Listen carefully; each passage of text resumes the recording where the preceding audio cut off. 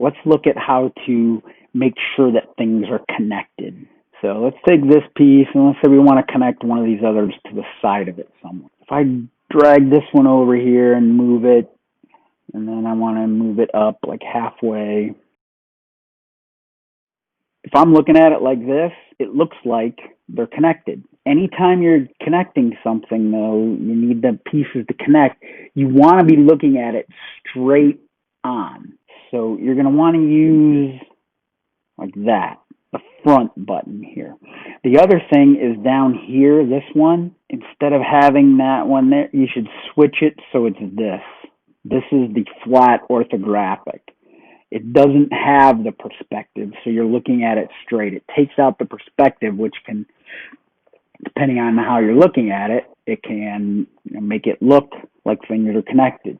So you look at that, you might say, oh yeah, those are connected. But if you zoom in closer, and here's a trick, control and move the mouse around, right? You're rotating it, but if you need it just to go straight up and down or sideways, hold down shift and then control, and then click and drag, and now it's not rotating, so it's not moving in all 3 dimensions, it just moves in 2 dimensions. So now I can pan, that's called panning, I can pan it down, and now I can zoom in, on that section even more if I need to, and then shift control and move it over a little bit more. Okay, so they're not touching. Now I can click on this one, I can drag it over, or I can use the arrow buttons, and it's going to move 1 millimeter at a time.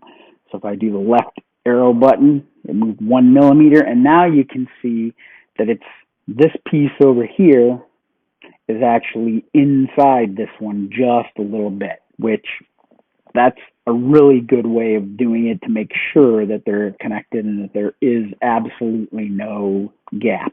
Then I can zoom back out, right, look at it from a top view straight down, hold shift and control again to pan, zoom in, right, I can see the dotted line there, that's the other edge of the one here on the right, so that's inside there a little bit.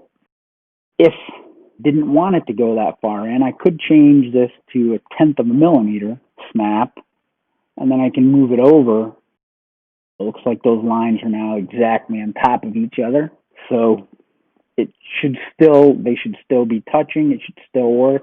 I would always probably go like this just to make sure, so I can see the line of this one on the right just barely past the line of this one. Now I know that they're connected.